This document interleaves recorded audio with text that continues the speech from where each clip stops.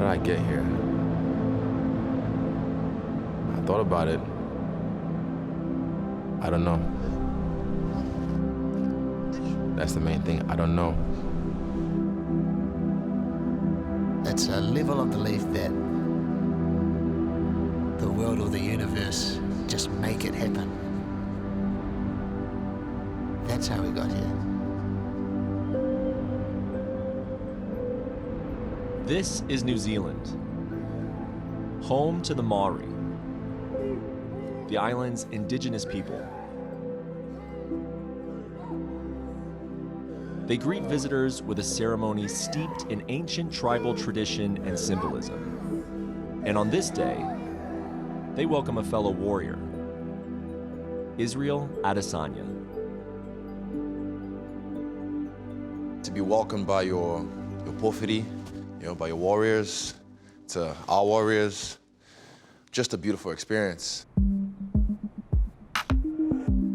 This is not a story of poverty overcome or hardship as inspiration.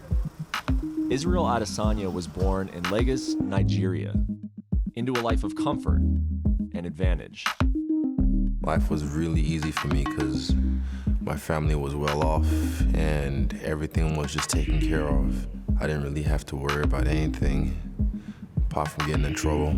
We enrolled him in the Taekwondo classes, which was just an after-school program. Not because we wanted him to be a mixed martial artist. It was just what we thought was going to suit his fancy, and he loved it. His parents wanted a better education for their children. And in 2001, they decided to move the family to New Zealand. When they said we were moving, first thing I thought of was, where's New Zealand? Is it like a place in America? But I just need New Zealand, where's that? In New Zealand, Israel experienced a new country and a different world. One where suddenly his skin color mattered, a concept he had never considered.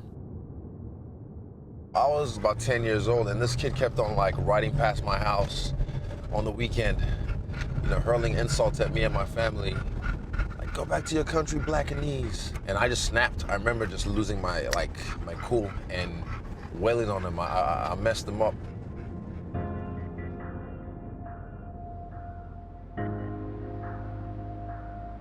Israel endured the bullying in silence, not wanting to concern or involve his parents.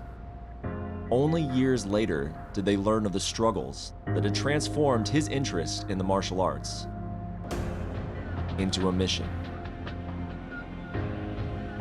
It made me to feel bad that why should anybody be subjected to racial discrimination just because of the color of his skin. It affects you in a lot of ways, mentally, physically, emotionally, and you just have to learn how to deal with it. So part of that is part of the reason I am the way I am today in certain aspects, especially when it comes to fighting. Being bullied, being picked on, eventually you either fold or you rise and fight. And then, Israel decided to take it to the next level. But that meant leaving school, a decision that came as a shock to his father. He came into our room one day and said that I'm going to Auckland. I said, why? He said, I want to pursue my kickboxing career. I was devastated. When he came to the room that morning and said, I'm off to Auckland, I was crying because it was adamant he was going to leave. He knew that there was something more for him in this world, and he didn't know what it is, but he took a pop shot that it was this, and he believed it.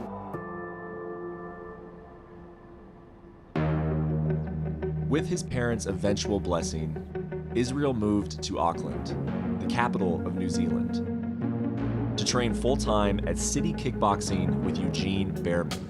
Yeah, that's it. First right hand here. Yeah. So I already decided that's the gym I want to train at.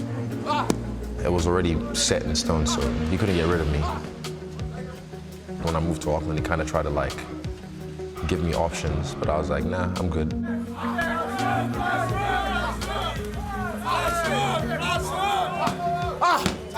When he first came, I was like, oh, it's just another guy coming in, he wants to get fit. It wasn't until later on that he had told me that he had packed up everything and come up here to fight. Punch! Punch! Let's go, let's punch! Pummel inside! I knew that this is the type of guy that I'm gonna have to really develop and nurture. For the next several years, Behrman helped Adesanya refine his stand-up skills, slowly adding wrestling and jiu-jitsu to his arsenal. Yes! In 2014, Israel had his New Zealand coming out party. He won a televised kickboxing tournament called King in the Ring. That was a show that put me on the map in New Zealand, that made me a household name. He told me he thought he was done with the local fighting scene, that he wanted to focus on overseas. In 2018, Adesanya made his UFC debut in dominating fashion. Ladies and gentlemen, the last style bender is... And over the next 15 months would beat UFC legend Anderson Silva on his way to becoming middleweight champion. His title fight against Kelvin Gastelum is an early contender for 2019 Fight of the Year.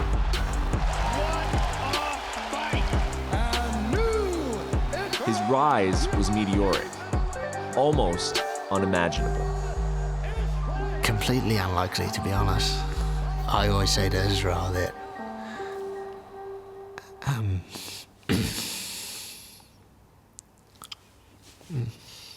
it makes me emotional to think about it, but I always say to him that sometimes we have to pinch ourselves. From where he came from to come this far is amazing.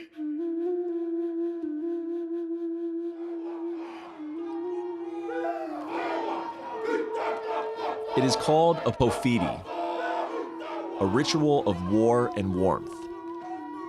It's an invitation to become part of the island's indigenous people and a challenge to honor them.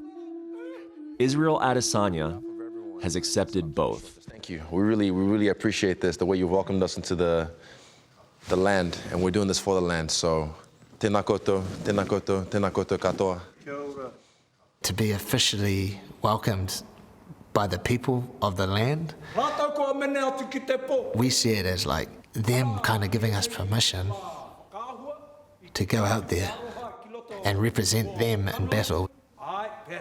It's cool that they're kind of acknowledging us and letting us know, like, welcome, we accept you as part of our tribe.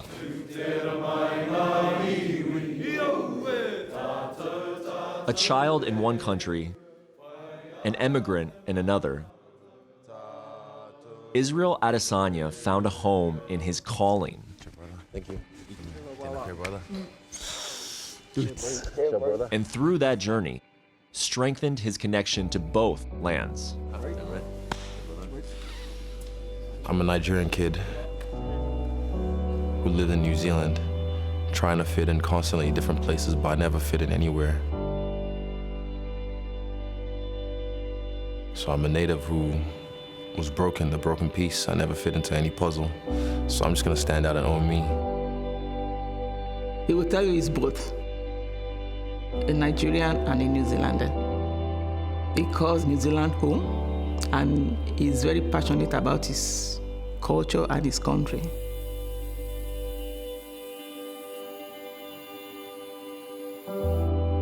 I want people to know that I believed. I said what I was gonna do and I did it. And I'm still doing it. And I'm gonna keep doing it. That's what I want people to know.